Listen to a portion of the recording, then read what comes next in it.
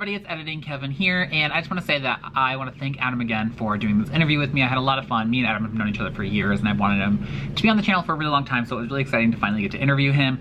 I do want to say, though, that the beginning of this interview was a little, it started off a little rushed because I was really nervous. I've never interviewed someone before, even though we're friends.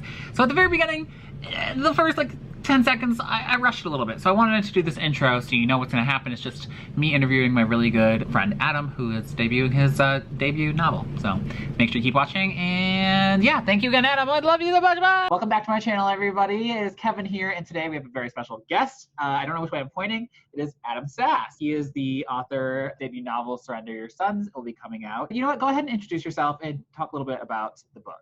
Oh, you have a copy. I've been promoting pretty hard today, so I'm constantly like, oh, this book I made, it's out soon. Hi, yeah, so I'm Adam Sass, and this is my book, Surrender Your Sons, and it comes out September 15th, and it is a LGBTQIA book. It is about a group of queer teens who are on a conversion camp in a secluded island, a la Lost. It's like a queer Lost. And there's a mystery within the camp. The camp is covering up something, and they are going to find out what it is, and they're going to shut that down. So it's an escape story. It's a jungle mystery story. It's queer triumph. It's good stuff. I've read it, and it is very good. Although I think you've changed some stuff since the last time I read it. I have. Well, I mean, there have been 7 million billion versions of this, and I was just talking with my agent Eric Smith today, because we just received the Kirkus starred review. Congratulations! Very exciting. Thank you so much. We were just talking about wow, from 7 googleplex trillion rejections to a Kirkus, hard to please Kirkus starred review. So it was a nice moment. We had to stop and reflect on that. Very exciting. Thank you so much. But definitely this book is a testament to, if you were drowning in those rejections, they'll be sorry someday. You're the ultimate comeback story. Here's the thing, I'd like to think they're sorry. Everyone's just vaguely happy for me, which is not super satisfying. It's satisfying, but not in an eventful way. They'll ruin the day. Secretly going to bed.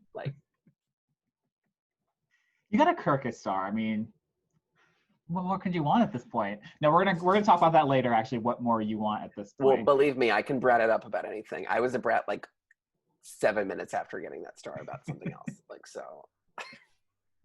So you did mention your agent is Eric Smith. Do you want to just go ahead and let us know who your editor and publisher are?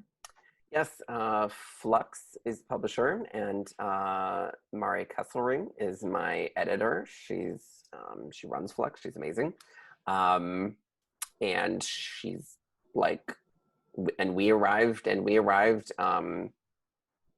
to quite fanfare at Flux. They were so supportive, and there was a lot of people on the road to publication who loved it, but then couldn't get 100% of the team on board. It was a lot of close, but there's a lot of you have to it's 12 Angry Men, but 12 angry publishers.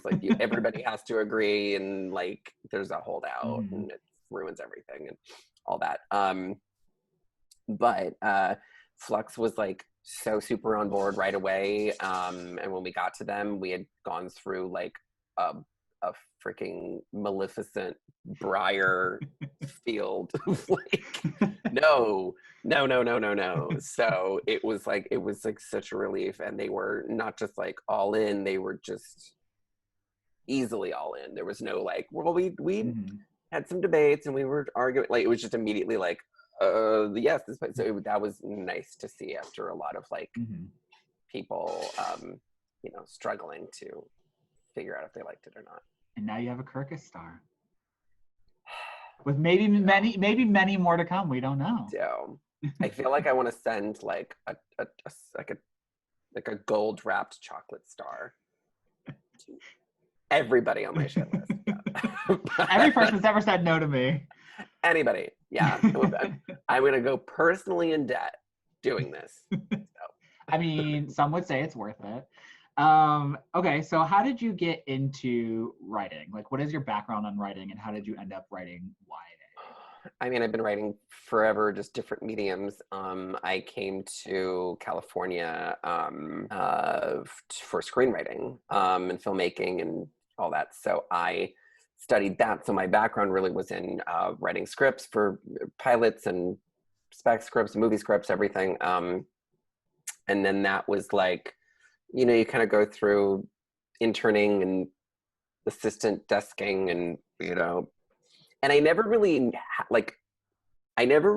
grasped my brain around how to sell a screenplay. Mm-hmm. I feel like it was much easier for my mind to wrap around how you get a book from your computer to a publishing deal. Mm-hmm. So I feel like that was, I mean, it's an older, you know, business.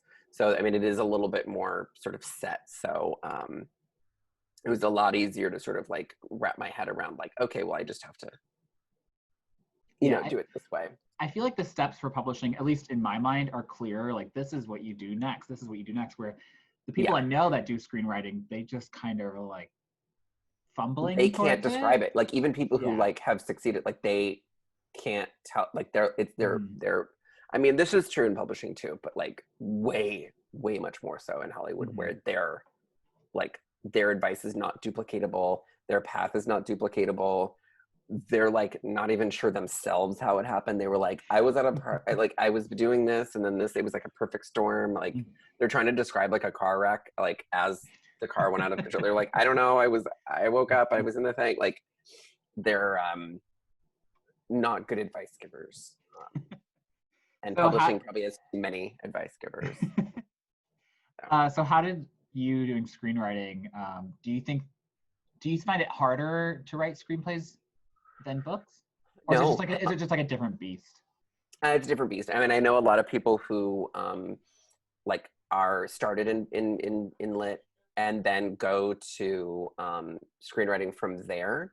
But and then they like found the whole thing weird and nightmarish. But like I feel like, because it's really like screenplays are fewer words. Like it's, you know, Janet enters, Robert leaves, and then it's cold. It's very cold. It's, you know how like everybody in publishing hates writing a synopsis? It's like that, but it's that. That's it. Like you're just like, everything you write in a screenplay has to be able to be captured by a lens of a camera. So like it's dialogue, it's who is entering and exiting. You can't really do you can't, but like it's poo-pooed. Like, you know, so if anything, I found there was too much like stuff to write in books. Like it was just like there was too many words and thoughts that I needed to put. So like my first draft of when I said, you know, things in filmmaking weren't working out, so I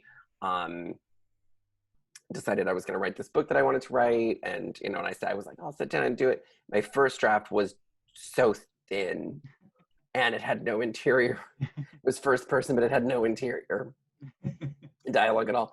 Like, and it had like, there was no settings and this and that, because like it's funny because I have a book I really love from Elmore Leonard on writing. It was like a gift book, and it was like his 10 rules of writing, and Elmore Leonard writes so sparse. It's a screenplay.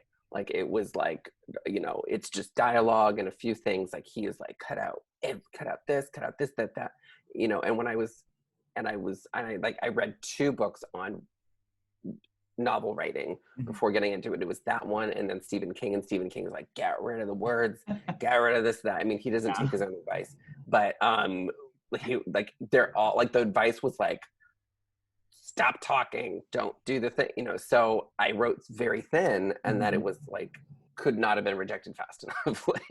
So it took some time relearning that. It took a few years. Is there anything that's ever inspired you to write, like when you were younger or older, that you just saw it like an episode of a TV show, or you read a book and you were like, wow, I want to I want to do that. Like, this is what I want to do. Like, what really sparked that in you? You can take your time if you need to. No, I know. See, I know, but it's never like.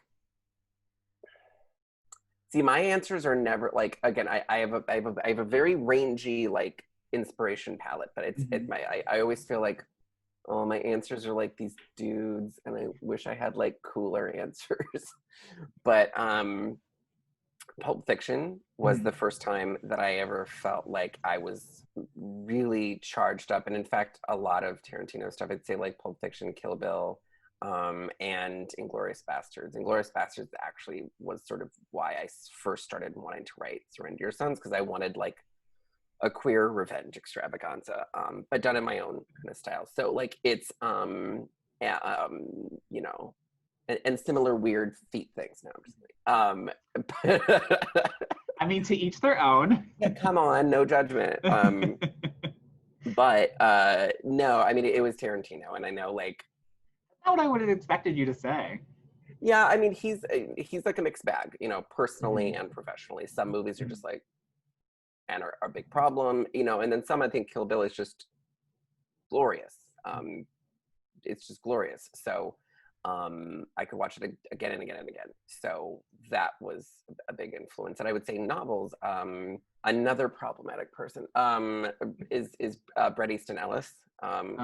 He's a dreadful man. Dreadful person. I hate his book. I loved it. Well, again, we're talking about, when you're talking about like your, like what I was inspired by, you're going back to Bret Easton Ellis. So like, we're talking about inspirations. You're going to go back to like when you were 19, 20, and everybody made superb choices back then, especially me, when all my like 18-year-old pictures are like sepia tone. Yeah. I was inspired by J.K. Rowling. So like, we all made mistakes. We could all admit it. Yeah, she was not an influence. So wait, so which Bret Easton Ellis novels would you say inspired you? Rules of Attraction. Okay, I haven't read Rules of Attraction. It's a fabulous book in my mind. I haven't read it since I was 20, so I'm sure I'm going to open it up. It's going to be like, dumbass. But it helped me come out. And I think a lot of that was because of the way in Rules of Attraction he plays with perspective. And it was a way about like it was a queer book without being and again, like this is like, I love all different types of queer books, but I was very refreshed to not see like this queer characters who were not like Pollyannas, and they weren't like, oh, I'm ever so closeted. And like super sweet, you know, like I love it. There are authors who do sweet better than like anybody, and it's just not my like thing I'm good at as a chef. Like I prefer the darker, like anti-hero type people. And so I was really excited to see like a queer person who's a queer character who's messing up. In a big way, not in like the like rom-com way where it's like, oh, you lied to me about this easily liable thing, you're a flawed character. Like no, like this is a person who like if you knew them in real life, they would be a problem. All of his characters I feel like are like that. Terrible people. You would never want to, I mean, have you read Less Than Zero? Because it is no. That's besides the point. So you said that Inglourious Bastards was, you wanted to write a like queer revenge story. Was there anything else that inspired Surrender Your Sons? Eventually, yes. So I had written a few drafts of it before this came out, but then there was a documentary on Showtime called Kidnapped for Christ. It was a real story about, it's called Escuela Caribe. It was in the Dominican Republic. It was an island conversion camp, basically, and they super abducted kids out of bed, and it was at their parents' behest. And it is now closed. It's just shuttered, hopefully. But like the camp in my story, a lot of these things can exist off the grid. Yeah. And that's sort of the thing about this, is that it's an evil that's always out there and must always be fought. You can and should legislate it away, but we must always be vigilant because it is existing in any possible way. So Kidnapped for Christ was showed me sort of like this very, I mean, it was dramatic. It was very, I mean, like, the kids were taken. It wasn't just they were, in Boy Erased, he's driven to a very mundane facility and his mom stays at a motel, and it's, there's an oppressive mundaneness to that. This one was so wild, and it was like, and it was just, it was the different ways that this therapy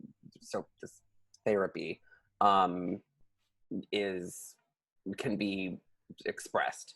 And in Surrender Your Sons, I really wanted to do, because I feel like so many other authors had done a very thorough, comprehensive view on what conversion therapy looks like in real life.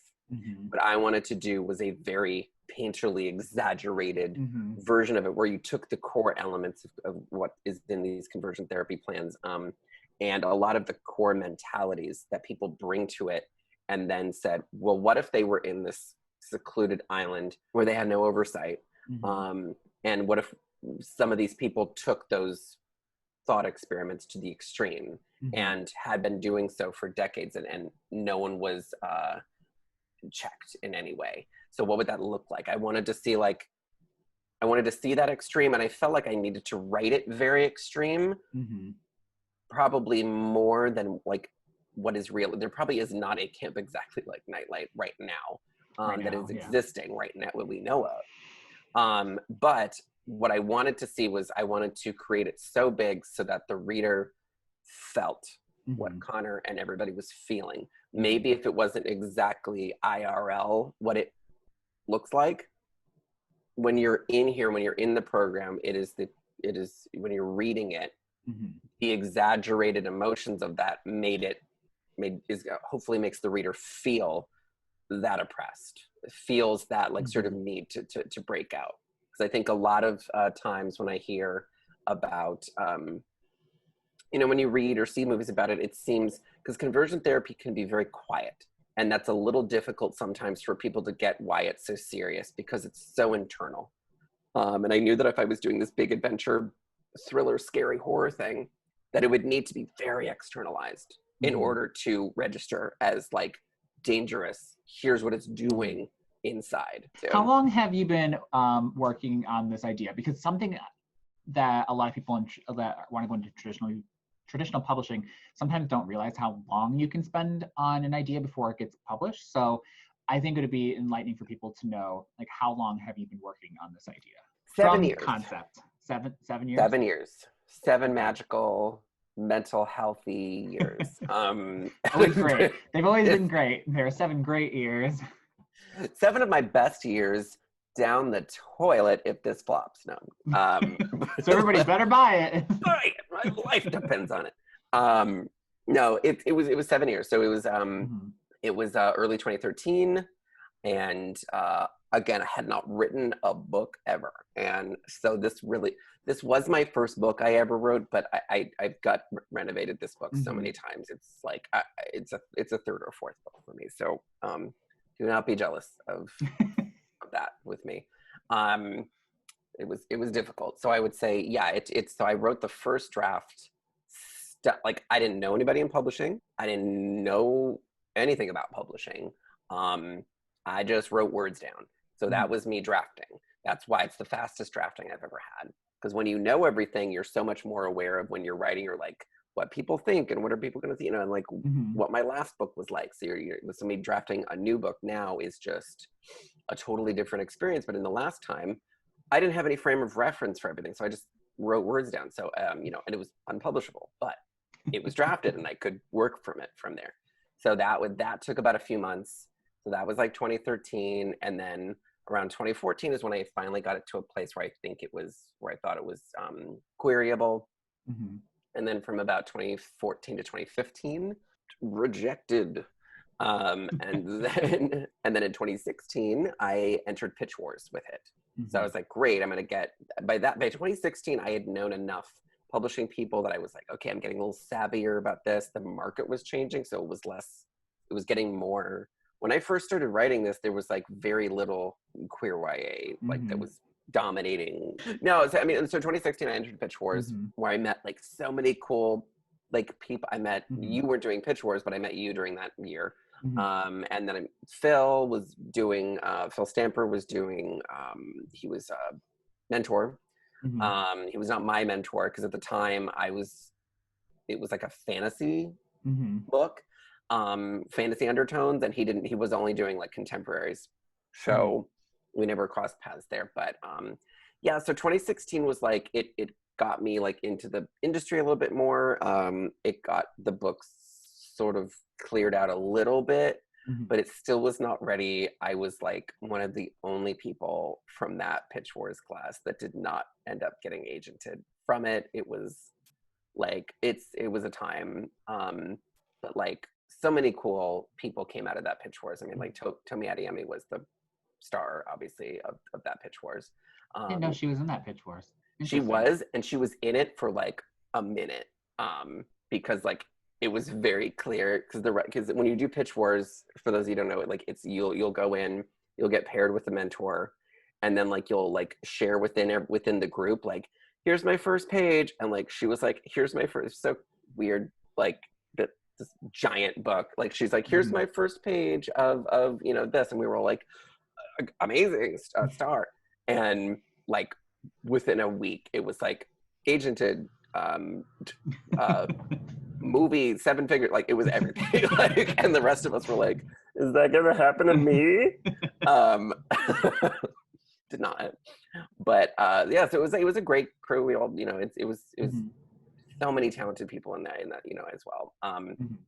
But I got a big old spanking from that time. So so that brought me to 2017, which was I put it away for like 6 months, and I just was, and I was, and an agent who had rejected it said, you should just remove the fantasy parts and keep this one subplot that's like this mystery, because that's really interesting, and this fantasy stuff is really getting in the way of this like interesting story. And she was 1000% correct. So I basically took the year, and then throughout all of 2017, it was just time away. I was moving, and then made this brand new book, you know, from scratch. Then in 2018, that brings me to when I finally was querying this book. And by the way, my agent, Eric Smith, he rejected this book in 2016. And then, so later, I sold him his own rejected book back to him. Yeah, it was, we thought about it. You know, it was, because I think the thing is just like, I mean, it really is, when you go through all of this, you do realize, like, it's cliche, but it is like, no agent or editor is like, when they reject you, like, they're just, I'm gonna asterisk that, it's not unheard of. It happens. A lot of agents are good folks, and they just want it to be good, and it just isn't working for them at that time. And then also, like, it's like the time in their life, what they're doing, you know. So it just was one of those things where, like, the way Eric's life was going, and the way my life was going, and the way this book was going, and the way the industry was going, it all just sort of intersected at one point. And I know it was like against the rules to query the same agent with the same book.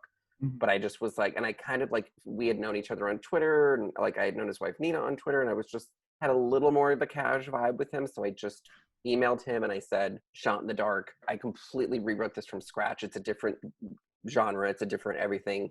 If you want it, it's here. Would love for you to look at it. You're great. And he was like, amazing, yeah, send it to me. Sent it to him. A week later, he signed me. So, and then from that point, it was about a year of trying to sell it, which was his own minefield, and then we sold it in 2019. In fact, at a later date, everyone on my channel should be looking out, because me and Adam will be doing a video on what it's like to be on submission. Oh my God. So that video is coming later. I thought this was that video. That's why I went in super detail on that. I'm sorry. Yeah. Let me tell you. A preview. Oh, we're going to talk about that. There's a lot to say. Okay. So what moment throughout this entire process has been a surprise to you? Because I feel like a lot of people going into traditional publishing do a lot of like research beforehand, like, oh, I know all these steps and blah, blah, blah. Like, what has really like been surprised to you? It doesn't have to be like a necessarily bad thing. Like maybe it's like when you got your cover and you're like, oh my God. Unless you are one of the little alien toys in Toy Story who is selected. Oh, I'm wearing one. Yeah. Oh, shut up. Oh my God. I did not even this. Oh, that's crazy. I'm going to be. Yeah. I'm kidding. Okay. Go on. Listen, This is about unless you. you're one of those wow. Oh, Pizza Planet. So unless you're a Pizza Planet alien who's selected by the claw, you better get ready to market your own book like you're the publicist, because a lot of houses have publicists. Pretty much everybody has a publicist, but they're not wizards, and they will need your help, and you will need to roll up your sleeves and muck in. So it'd probably behoove you to get comfortable with social media. I know it's not everyone's favorite thing, but you can curate it and you can make it a more pleasurable experience for yourself. But you should learn basic, like how to promote yourself. Really ditch the fear of like, oh, I'm talking about myself too much. I'm not going to, like, because we're from Midwest. So like we're raised to be like, don't you ever talk about yourself. Who are you? You're no one. Welcome to the Midwest. So, yeah, Also Illinois. Well, Illinois. Illinois. So, yeah, I would say like get used to marketing. Get real comfortable with talking yourself up, being a big, braggy, gross person. I'm not excited about that. You better. I'm talking to you. This is a therapy session right now. Yeah, you better get used to it. Surprise! You're all sitting in on my therapy. Surprise. Adam is my therapist. Actually, There is no Surrender Your Son's book. It's just a ruse to help get you. me through. Yeah, so get used to marketing, because you're gonna have to do it, and then or you'll just end up frustrated that your marketing team is like not doing and not like they have to do all the books.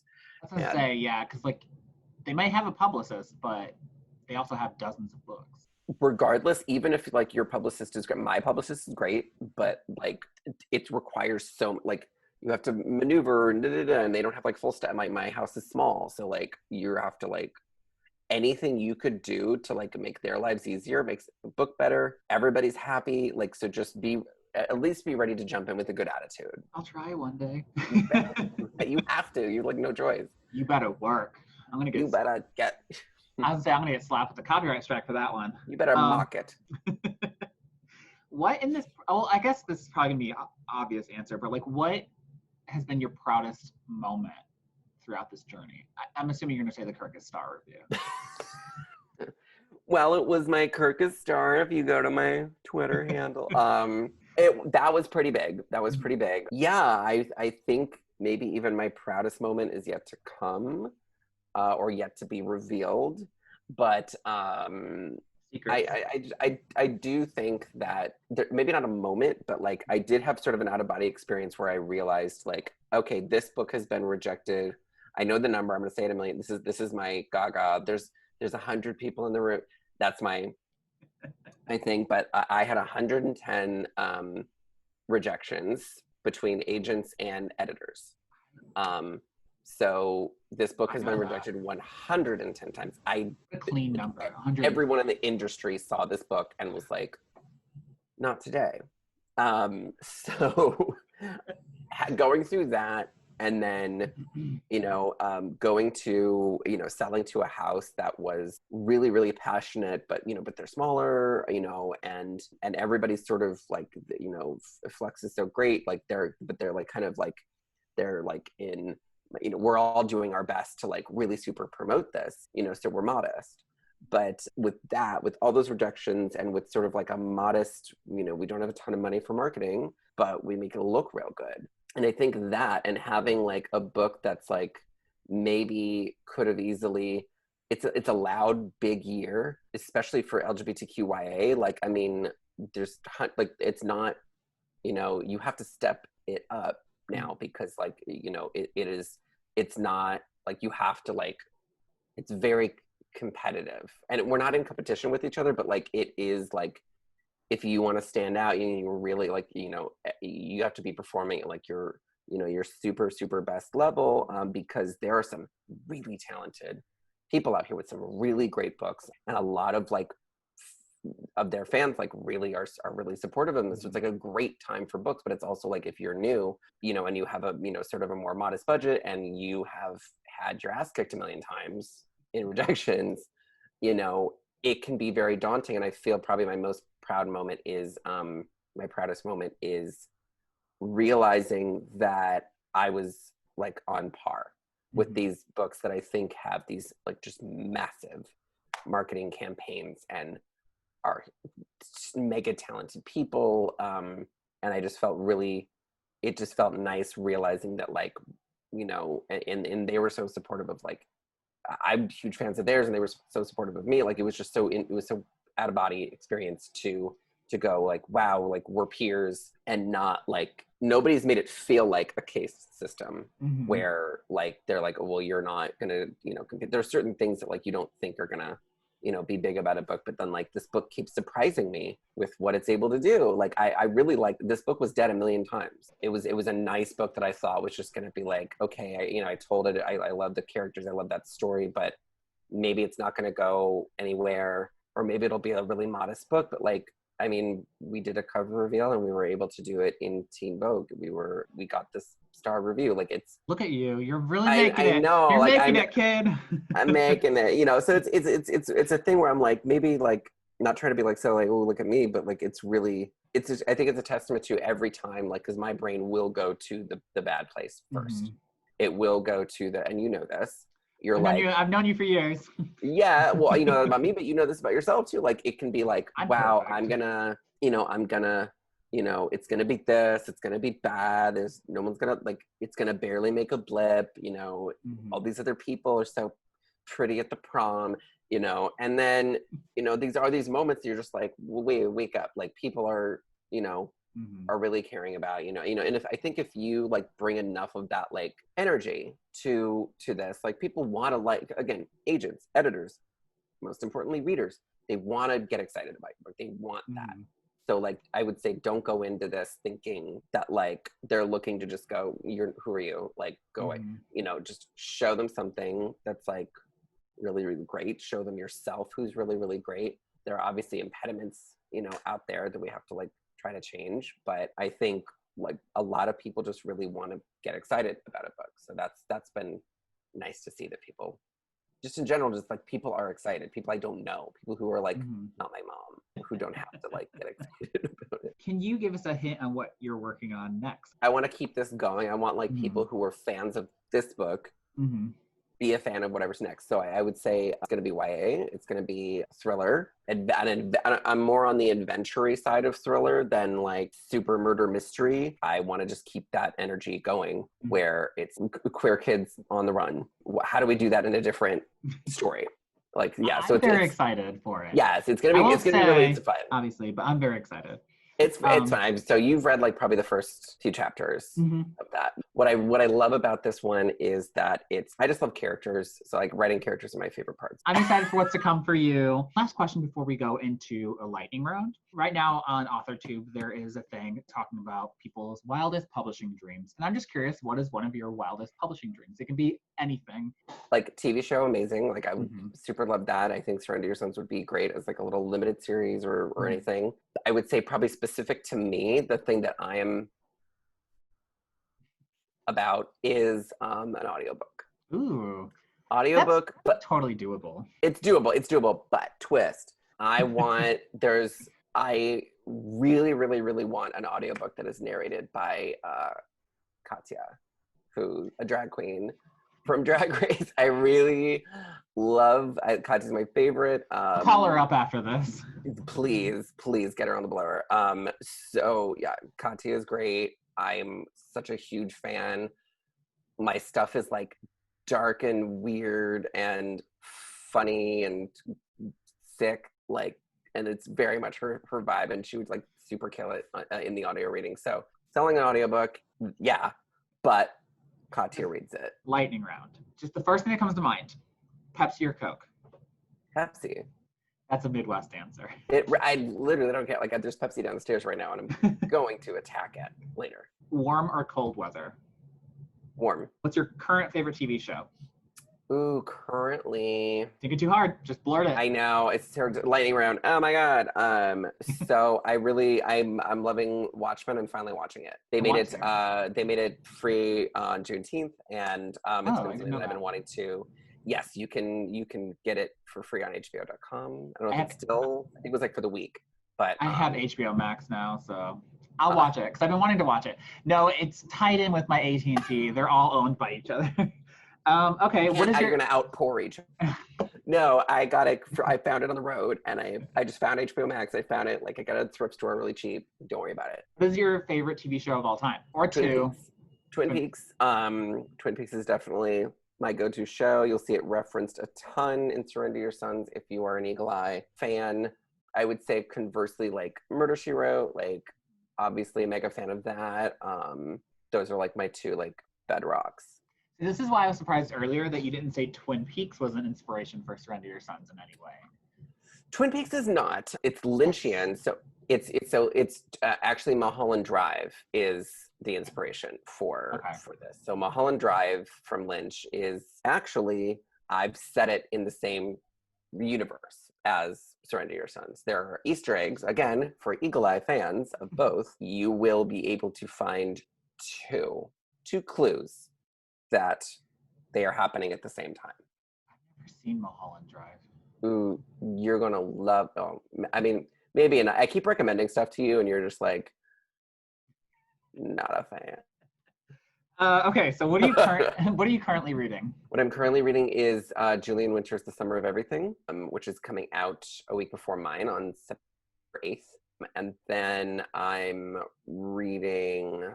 I just got *Hideous Beauty* by William Hussey. I have like a huge list, so I've got *Hideous Beauty* that I'm very excited to start, and *Black Flamingo*, and *Felix Ever After*. Good list. Strong list. What are a couple of your favorite thriller books? They could be YA or adult.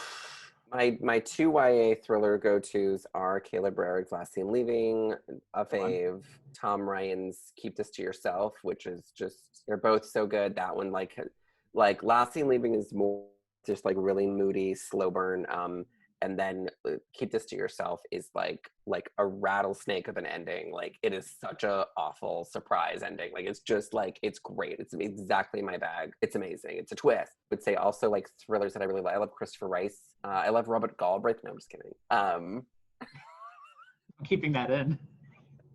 Don't edit that out. That's a burn. All right. Well, that was the lightning round. Went out with a bang about Robert. So, okay, can you tell us a little bit about your pre-order campaign that you have going on? Because I see something around your neck right now. Yes, you sure do. So my pre-order campaign, international. So it's like the first question out of like every time you even mention like I'm doing a pre-order campaign, everyone goes international, which is great. The international book crowd is. They get left out a lot. They get left out a lot, and it sucks. And they are plucked if you don't send international. And I love my international readers so much already, like who have already read it on NetGalley. I absolutely could not leave them out. Even though Surrender Your Sons currently is a US only published book, you can still get it Book Depository, you can get it sent. So that's why the pre-order campaign is international. So if you've pre-ordered at any time before up through the release on the 15th, you will get September. September. September. Oh my God! Just want to make sure. If I it's actually in 2 weeks. I couldn't handle it. I literally I just faint. So you will get an autographed book plate. Everybody gets this. So they're so cute.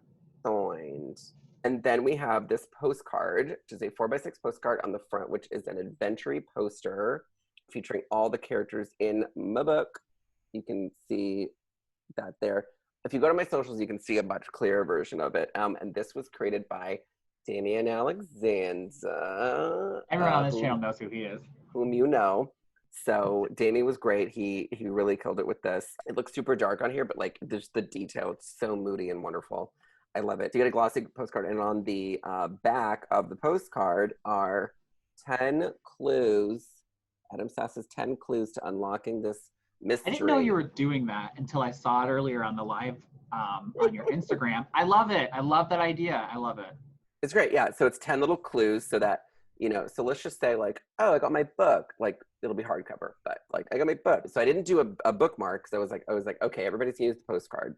So you've got that, like, look at that, like it's in there. And then while you're reading, you've got these 10 little clues. And so they're like little questions, little things to notice, enigmatic little clues where I'm just like, oh, notice the dried glue. Isn't that interesting? So like when that pops up, so it's a little pop-up video. Oh my God, I love me. those. Oh my Imagine God. just me going, I wonder if that comes back. I just want to, yeah, it's gonna be cute and fun and interactive. Everybody also gets digitally a digital collection of my prequel novellas that I've been releasing in 9 installments. Mm-hmm. There's 7 of the 9 are already out on my website. It's a prequel about a woman in LA who is searching for her missing nephew who has been taken to a conversion camp, and she doesn't know where to find him. It's called The Search for Drew Schreiber. It includes characters who are small and supporting throughout Surrender Your Sons, so it all definitely connects. And then the prequel ends literally right before the beginning of this book. So it's exactly to the minute. It's the Rogue One of Don't compare it to Rogue One. I love Rogue One. I mean, I liked it, but most people didn't. Loved Rogue I'm gonna get One. so many downvotes now on this video. Yeah. Rogue One, I'm out. Worth it. It's it goes right up into like the second the book starts, and so you get a digital version of that. And lastly, so that everybody gets special lucky ducks. 10 of them, U.S. International, receive this. It is a bamboo flute. I love it. It's a recorder. Because I wrote Flute originally, and then Ryan LaSala was like, "That's a recorder." Ryan would. Like he knows from. Do you know your instruments? So he did. Yeah, it was so like a flute is like the little Peter Pan thing with like the 4 little flutes across each other, and I was like, Ryan. Okay, nerd. Like I literally had to like call my editor and be like, Ryan LaSala is a recorder. So it's a recorder, and you get so Connor Major, my main character, he wears this just like I do. He has a little pendant around, and his boyfriend Ario gives him this, and as a little keepsake memento through hard times. And then Connor does indeed befall hard times, and this recorder is his little reminder of like his previous life and provides him a lot of comfort. So it plays. I'm going to play it for y'all now. I think my speakers just gave out. Yeah, exactly. Everybody, see, we are downvoted. Downvoted the house now. I was going to say downvoted the house. Downvoted. We are both downvoted under the dirt. Downvoted under the pavement. Okay. So 10 people received this. They're working recorders. They are working recorders. Annoy your friends. They also smell like very woodsy. It smells like a campfire. It's great because they burnt the holes in there. So it has that nice perma-burn smell. And it's just random, right? It's not like the first 10 people. It's just random 10 people. I will be selecting. Yeah, I will be selecting. You know, I'll be selecting my closest friends. It's red. I'm going to get one. I better. Yeah. So how do people get these pre-order? If you go to the pre-order page on my website, adamsassbooks.com. Link below. Beep, boop, beep. It'll take you through the details, what you get, some pictures of everything, just to see.